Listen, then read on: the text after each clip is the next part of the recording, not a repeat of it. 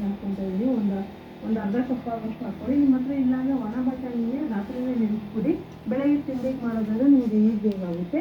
ಇಲ್ಲಿ 2 ಟೊಮೊಟೊ ಹಾಕ್ಕೊತಾ ಇದ್ದೀನಿ. ಟೊಮೊಟೊ ಜೊತೆಗೆ ಒಂದು ಸ್ವಲ್ಪ ಹುಣಸೆಹಣ್ಣು ರಸನ ಯೂಸ್ ಮಾಡ್ತಾರೆ. ಬಿಸಿಬೇಳೆ ಬಾತಿಗೆ ಅವಾಗೇ ಟೇಸ್ಟ್ ಕೊಡೋದು. ಸ್ವಲ್ಪ ಬೆಲ್ಲನ ಯೂಸ್ ಮಾಡ್ತಾರೆ, ಆದರೆ ನಾನು ಬೆಲ್ಲ ಹಾಕೋದಿಲ್ಲ. ಈಗ ಇದಕ್ಕೆ ಒಂದು 10 ಬೇಯಿಸಿ ಕಟ್ ಮಾಡಿ ಹಾಕ್ಕೊತಾ ಇದ್ದೀನಿ. ತರಕಾರಿಗಳು ಬಿಸಿಬೇಳೆ ಬಾತಿಗೆ ಧಾರಾಳವಾಗಿ ಹಾಕಿ. ರೈಸ್ ಬೇಳೆ ಕಡಿಮೆ ಆದರೂ ಪರವಾಗಿಲ್ಲ, ತರಕಾರಿ ಜಾಸ್ತಿ ಹಾಕ್ಕೊಳ್ಳಿ, ಅವಾಗೇ ಚೆನ್ನಾಗಿರುತ್ತೆ. 1 ಕ್ಯಾರೆಟ್ ಹಾಕ್ಕೊತಾ ಇದ್ದೀನಿ, 1 ನೌಕಾಲ್ ಹಾಕ್ಕೊತಾ ಇದ್ದೀನಿ. ಕೆಲವರು ಬೀಟ್ರೂಟು, ಆಲೂಗಡ್ಡೆ, ಕಾಲಿಫ್ಲವರ್ ಎಲ್ಲ ಯೂಸ್ ಮಾಡ್ತಾರೆ. ನಿಮಗೆ ಇಷ್ಟ ಇದ್ರೆ ಹಾಕ್ಕೋಬೋದು. 1 ಚಿಕ್ಕ ಸೈಜ್ ಕ್ಯಾಪ್ಸಿಕಮ್ ಹಾಕ್ಕೊತಾ ಇದ್ದೀನಿ. ಹಾಗೆ ರುಚಿಗೆ ತಕ್ಕಷ್ಟು ಉಪ್ಪು ಹಾಕ್ಕೊತಾ ಇದ್ದೀನಿ. ಹಾಕ್ಕೊಂಡಿದ್ದೆಲ್ಲ ಒಂದು ನಿಮಿಷ ಫ್ರೈ ಮಾಡ್ಕೊಳ್ಳೋಣ. ತರಕಾರಿ ಎಲ್ಲ ತುಂಬ ಫ್ರೈ ಮಾಡಬೇಕಂತೇನಿಲ್ಲ, ಯಾಕಂದರೆ ಕುಕ್ಕರಲ್ಲಿ ಮಾಡೋದ್ರಿಂದ ನಮಗೆ ಟೈಮ್ ಕೂಡ ಸೇವ್ ಆಗುತ್ತೆ. ಆಲ್ರೆಡಿ ಹೊಸದಾಗಿ ನೋಡೋರಿಗೆ ಈಸಿಯಾಗಿ ಅಥವಾ ಯಾವಾಗ ಒಂದು ಸಾರಿ ಮಾಡಿ ಬೋರ್ ಅನಿಸಿದ್ರೆ ಇದೊಂದು ಡಿಫ್ರೆಂಟಾಗಿ ಚೆನ್ನಾಗಿರುತ್ತೆ. ಇದ್ರ ಜೊತೆಗೆ ನಾನು ಖಾರದ ಪುಡಿ ಹಾಕ್ಕೊತಾ ಇದ್ದೀನಿ. 1 ಟೀ ಸ್ಪೂನ್ ಆಗೋಷ್ಟು ಕಾಶ್ಮೀರಿ ಚಿಲ್ಲಿ ಪೌಡರ್ ಹಾಕ್ಕೊತಾ ಇದ್ದೀನಿ, ಕಲರ್ ಕೊಡುತ್ತೆ. ಬಿಸಿಬೇಳೆ ಬಾತ್ ಪೌಡರ್ ಒಂದು 2 ಟೇಬಲ್ ಸ್ಪೂನ್ ಹಾಕ್ಕೊತಾ ಇದ್ದೀನಿ. ನಾನು ಅಂಗಡಿಗೆ ಯೂಸ್ ಮಾಡ್ತಾ ಇದ್ದೀನಿ. ನೀವು ರೆಗ್ಯುಲರಾಗಿ ಯಾವ್ದು ಯೂಸ್ ಮಾಡ್ತೀರೋ ಅದನ್ನೇ ಯೂಸ್ ಮಾಡ್ಕೋಬೋದು, ಅಥವಾ ಮನೇಲೇ ಯಾವ ರೀತಿ ಮಾಡೋದಂತ ಆಲ್ರೆಡಿ ಹಾಕಿದ್ದೀನಿ. ಸೊ ನೀವು ನೋಡಿ, ನಾನು ಒಂದ್ಸರಿ ಚೆಕ್ ಮಾಡಿ ನೋಡಿ. ನನ್ನ ಕೈಯಲ್ಲಿ ತೋರಿಸ್ತಾ ಇದ್ದೀನಲ್ಲ ಹುಣಸೆನು, ಒಂದು ದೊಡ್ಡ ಬೆಟ್ಟದ ನೆಲ್ಲಿಕಾಯಿ ಸೈಜಿಗೆ ಹುಣಸೆಹಣ್ಣು ತಗೊಂಡು ಒಂದು ಅರ್ಧ ಕಪ್ ನೀರಲ್ಲಿ ನೆನೆಸಿಟ್ಟಿದ್ದೆ. ಅದು ಹೊಸ ಹುಣಸೆಹಣ್ಣು ಬಿಳಿ ಕಲರಲ್ಲಿದೆ. ಬ್ಲ್ಯಾಕ್ ಕಲರ್ ಬಿದ್ದರೆ ಇನ್ನೂ ಸ್ವಲ್ಪ ಡಾರ್ಕ್ ಇರುತ್ತೆ. ಹುಣಸೆಹಣ್ಣು ಕಡಿಮೆ ನೋಡಿ ಹಾಕ್ಕೊಳ್ಳಿ. ಹಾಕೊಂಡಿದ್ದನ್ನೆಲ್ಲ ಹಾಕಿ ಚೆನ್ನಾಗಿ ಗೊಜ್ಜರ ಆಗಬೇಕು. ಇದನ್ನು ಒಂದು ನಿಮಿಷ ಫ್ರೈ ಮಾಡ್ಕೊಳ್ಳೋಣ. ಈಗ ಇದು ಚೆನ್ನಾಗಿ ಫ್ರೈ ಆಗಿದೆ. ಖಾರ ಎಷ್ಟು ಬೇಕು ನೋಡಿ ಹಾಕ್ಕೊಳ್ಳಿ. ಖಾರದ ಪುಡಿ ನಮ್ಮ ಕಾಶ್ಮೀರಿ ಚಿಲ್ಲಿ ಪೌಡರ್ ಹಾಕೋದ್ರಿಂದ ಖಾರ ಹಾಕ್ತಿರಲ್ಲ, ಬಿಸಿಬೇಳೆ ಬಾತ್ ಪೌಡ್ರಲ್ಲೇ ಖಾರ ಇರುತ್ತೆ. ಈಗ ಚೆನ್ನಾಗಿ ತೊಳೆದಿಟ್ಕೊಂಡಿರುವಂಥ ತೊಗರಿಬೇಳೆ ಅಕ್ಕಿ ಹಾಕ್ಕೊತಾ ಇದ್ದೀನಿ. ಕೆಲವ್ರು ಏನು ಮಾಡ್ತಾರೆ ಅಂದರೆ ಅಕ್ಕಿ ಎಷ್ಟು ಹಾಕ್ತಾರೆ, ಬೇಳೆ ಅಷ್ಟೇ ಹಾಕ್ತಾರೆ. ನಿಮಗೆ ಆ ಥರ ಅನಿಸಿದ್ರೆ ಕೂಡ ಹಾಕ್ಕೋಬೋದು.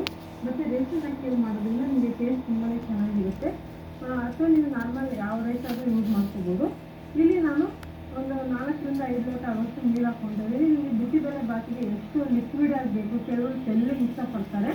ಸೊ ನೀವು ಬೇಕಂದರೆ ತೆಳ್ಳಗೂ ಮಾಡೋದಾದರೆ ಒಂದು 6 ಲೋಟ ಆದರೂ ಹಾಕ್ಕೋಬೋದು. ನಾನು ಒಂದು 5 ಲೋಟ ಆಗೋಷ್ಟು ನೀರು ಹಾಕ್ಕೊತಾ ಇದ್ದೀನಿ. ಸೊ ಒಂದು 6 ಲೋಟ ಹಾಕಿದ್ರೆ ನಿಮಗೆ ಪೂರ್ತಿ ತೆಳ್ಳಗಾಗುತ್ತೆ. ತಣ್ಣಗಾದ್ಮೇಲೆ ತೆಳ್ಳಗಿರುತ್ತೆ. ಸ್ವಲ್ಪ ತೆಳ್ಳಗೆ ಗಟ್ಟಿಗೆ ಬೇಕಂದರೆ ಒಂದು 5 ಲೋಟ ಹಾಕೊಳ್ಳಿ ಸಾಕು. ಹಾಗೆ ರುಚಿಗೆ ತಕ್ಕಷ್ಟು ಉಪ್ಪು ಹಾಕ್ಕೊತಾ ಇದ್ದೀನಿ. ಅವಾಗ ಒಂದು ಸ್ವಲ್ಪ ಉಪ್ಪು ಹಾಕಿದ್ದೆ, ಅದನ್ನು ನೀರು ಹಾಕಿದ್ಮೇಲೆ ಸಪ್ಪೆ ಅನಿಸ್ತು, ಅದಕ್ಕೆ ಒಂದು ಚೂರು ಹಾಕ್ಕೊತಾ ಇದ್ದೀನಿ. ಉಪ್ಪು ಖಾರ ಚೆಕ್ ಮಾಡ್ಕೊಳ್ಳಿ. ಮತ್ತು ಇದನ್ನು ಕುದಿಸ್ಬೇಕಂತೇನಿಲ್ಲ, ಇಮಿಡಿಯೇಟ್ಲಿ ಮುಚ್ಚಿ ಮೀಡಿಯಮ್ ಫ್ಲೇಮಲ್ಲಿ ಒಂದು 4 ವಿಸಿಲ್ ಬಿಟ್ಟರೆ ಸಾಕು. ಮಿನಿಮಮ್ ಆದರೂ ನೀವು ಹೈ ಫ್ಲೇಮಲ್ಲಿ ಇಟ್ಟಿದ್ರೆ ಒಂದು 4 ವಿಸಿಲ್ ಬಂದೇ ಬರುತ್ತೆ. ಆದರೆ ನೀವು ಮೀಡಿಯಮ್ ಫ್ಲೇಮಲ್ಲಿ ಇಟ್ಟೋದ್ರೆ ಒಂದು 3 ರಿಂದ 4 ಸಾಕಾಗುತ್ತೆ. ಹೈ ಫ್ಲೇಮಲ್ಲಿ ಇಟ್ಟರೆ ಒಂದು 5 ರಿಂದ 6 ಬರ್ತಾನೆ ಇರುತ್ತೆ. ತಕ್ಷಣ ಹಂಗೆ ಮಾಡೋಕ್ಕೆ ಹೋಗ್ಬೇಡಿ. ಮೀಡಿಯಮ್ ಫ್ಲೇಮಲ್ಲಿ ಇಟ್ಟು ಆನಂತರ ಪೂರ್ತಿ ಗ್ಯಾಸ್ ರಿಲೀಸ್ ಆದಮೇಲೆ ಓಪನ್ ಮಾಡ್ತಾಯಿದ್ದೀನಿ. ಒಂದು 3 ರಿಂದ 4 ವಿಸಿಲ್ ಹೋಗಿ ಪೂರ್ತಿ ಅದನ್ನು ರಿಲ್ಯಾಕ್ಸ್ ಆಗಕ್ಕೆ ಬಿಟ್ಬಿಟ್ಟು ಆನಂತರ ಓಪನ್ ಮಾಡಿ ತೋರಿಸ್ತೀನಿ. ಇವಾಗ ನೀರನ್ನು ನೋಡ್ತಾ ಇರ್ಬೋದು. ನಮಗೆ ಬೇಕಾಗಿರುವಂಥ ತಿಕ್ನೆಸ್ಸಿಗೆ ಕರೆಕ್ಟಾಗಿ ಬಿಸಿಬೇಳೆ ಬಾತ್ ಅದ ಯಾವ ಥರ ಇದೆ ಅಂತ ಅದೇ ಥರನೇ ಬಂದಿದೆ. ನಿಮ್ಗೆ ಇನ್ನೂ ತೆಳ್ಳಗೆ ಬೇಕು, ಬೈ ಚಾನ್ಸ್ ಕುಕ್ಕರಲ್ಲಿ ಗಟ್ಟಿ ಆಗೋಯ್ತು ಅಂದರೆ 1 ಲೋಟ ಆಗೋಷ್ಟು ಬಿಸಿನೀರನ್ನ ಕಾಯಿಸ್ಬಿಟ್ಟು ಕೂಡ ನೀವು ಹಾಕ್ಕೋಬೋದು. ಇದಕ್ಕೆ ಒಂದು 2 ಟೇಬಲ್ ಸ್ಪೂನ್ ತುಪ್ಪನೂ ಕೊತ್ತಂಬರಿ ಸೊಪ್ಪು ಹಾಕ್ಕೊತಾ ಇದ್ದೀನಿ. ಹಾಕ್ಕೊಂಡು ಮಿಕ್ಸ್ ಮಾಡಿದ್ರೆ ಸೂಪರ್ ಟೇಸ್ಟಿಯಾಗಿರುವಂಥ ಬಿಸಿಬೇಳೆ ಬಾತ್ ರೆಡಿಯಾಗಿದೆ. ಸೊ ತುಪ್ಪ ಇಷ್ಟಪಡೋಲ್ಲ ಅಂದರೆ ಸ್ಕಿಪ್ ಮಾಡ್ಕೋಬೋದು. ಇದನ್ನು ಕೆಲವರು ಮೊಸರು ಬಜ್ಜಿ ಜೊತೆಗೆ ಕಾಂಬಿನೇಷನ್ ಆಗಿ ತಿಂತಾರೆ, ಅಥವಾ ಖಾರ ಬುಂದಿ ಹಾಕೊಂಡು ಕೂಡ ತಿಂತಾರೆ. ನಿಮಗೆ ಯಾವ ಥರ ಬೇಕಾದರೂ ತಿನ್ಬೋದು. ಆದರೆ ಕ್ರಂಚಿಯಾಗಿರುವಂಥ ಒಂದು ಸ್ನ್ಯಾಕ್ಸ್ ಇಟ್ಕೊಂಡು ತಿಂದರೆ ಅದು ತುಂಬಾ ಚೆನ್ನಾಗಿರುತ್ತೆ.